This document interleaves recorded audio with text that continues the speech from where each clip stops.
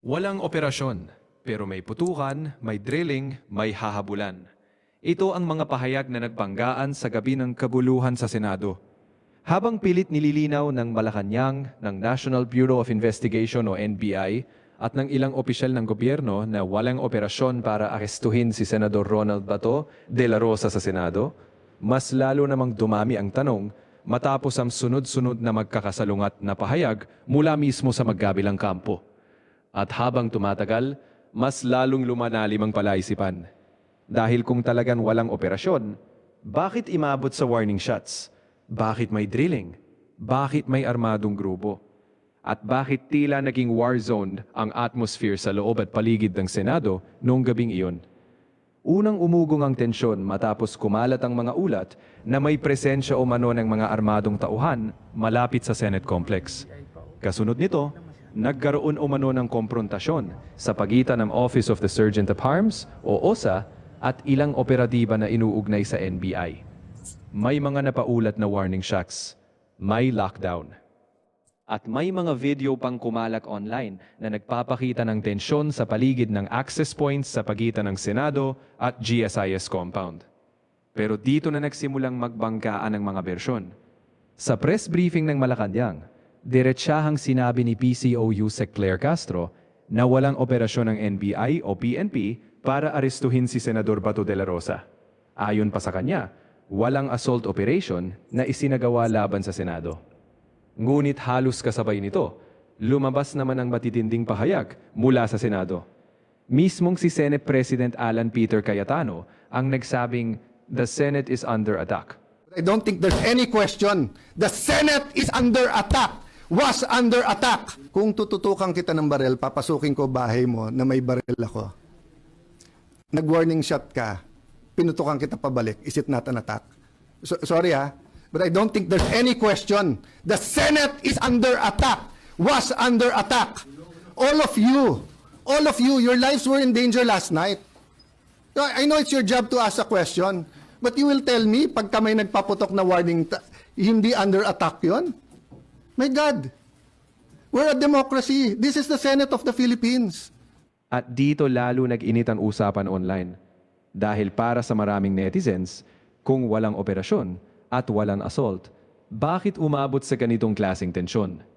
Mas lalong nagulo ang naratibo nang magsalita si NBI Director Melvin Matibag.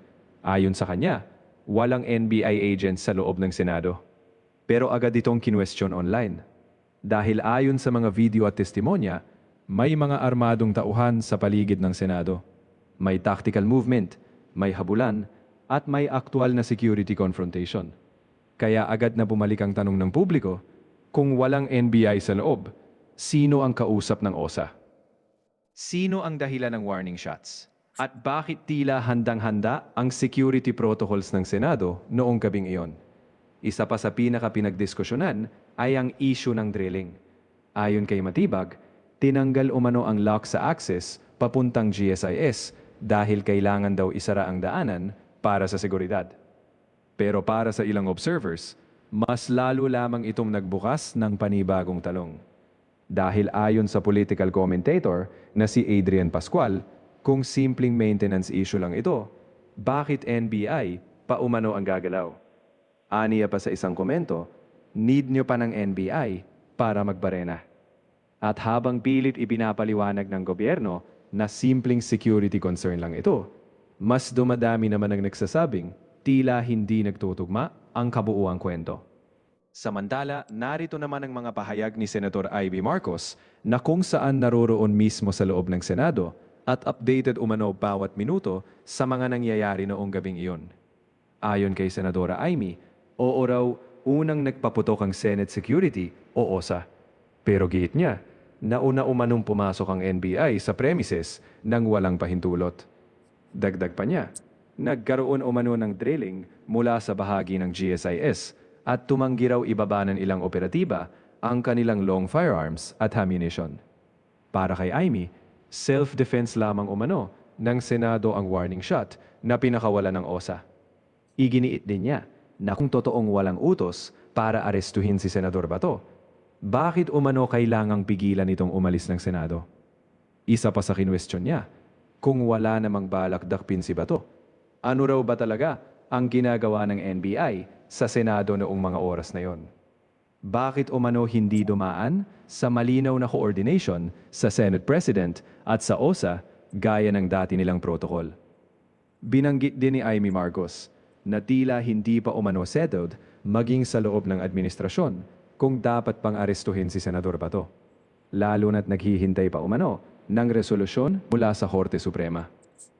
Samantala, iginiit din ni Amy Marcos na matagal nang sinasabi ng administrasyon noon na hindi kinikilala ng Pilipinas ang jurisdiksyon ng ICC. Kaya para sa kanya, lumalabas na malaking tanong ngayon kung may valid at officially recognized warrant nga ba laban kay Senador Bato. Binanggit pa niya ang naging pahayag umano ni DILG Secretary John Vic Remulla na kinakailangan pa raw dumaan sa local courts at sa tamang proseso ang anumang hakbang. At dahil dito, mas lalo pang umiinit ang debate online. Dahil para sa maraming Pilipino, habang mas maraming opisyal ang nagsasalita, mas maraming bahagi ng naratibo ang tila hindi nagtutugma. Kung walang operasyon, bakit may tactical movement? Kung walang assault, bakit may putukan? Kung walang target, bakit tila may protective custody? At kung simpleng security concern lang ito, bakit hanggang ngayon ay hindi pa rin magkapareho ang kwento ng Senado, NBI at Malacanang? Samantala, sa kabila ng lahat ng ingay sa media at banggaan ng mga pahayag mula sa iba't ibang kampo, nananatiling usapin ngayon kung sino ba talaga ang nagbigay ng direktang utos sa naging operasyon ng NBI noong gabing iyon sa Senado. Walang assault na ginawa ang NBI agents sa Senado. At pangalawa, walang operasyon ang NBI o PNP na arestuhin si Senator Bato. Yung boundary sir, kung nakita mo ang camera. So sa ngayon mga kapuso, dito natin yung likod no? Yung JSIS building.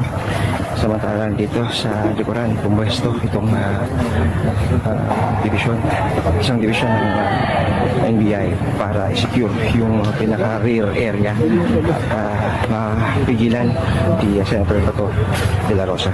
At hindi kami makapaglabasan, ay eto, ang sabi nila talagang denied to death. Pero ang sabi ng NBI agents, inutusan daw sila personally and directly ni BBM, arrest Bato at all costs, kahit sino pa ang mamatay, kahit sino pa ang madali, basta pasukuin si Bato. Ngayon din.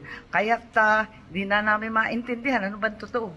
Mukhang wala namang nag-utos nito. Bakit nagkaroon ng Senate siege? Sa isang video statement, sinabi ni Senadora Amy Marcos na ayon umano sa impormasyong natanggap niya. Si Pangulong Ferdinand Bongbong Marcos Jr. umano ang nagbigay ng utos para arestuhin si Senador Ronald Bato de la Rosa. Kasabay nito, umikot din online ang usapin hinggil sa isang individual na unang inilarawang driver, ngunit kalaunan ay tinawag namang volunteer.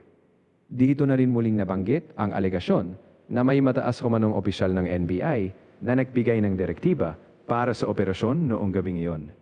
Sa ngayon, wala pang inilalabas na kompletong detalye ang mga autoridad hinggil sa chain of command at kung sino-sino ang eksaktong nag-authorize sa mga naging kilos sa paligid ng Senado.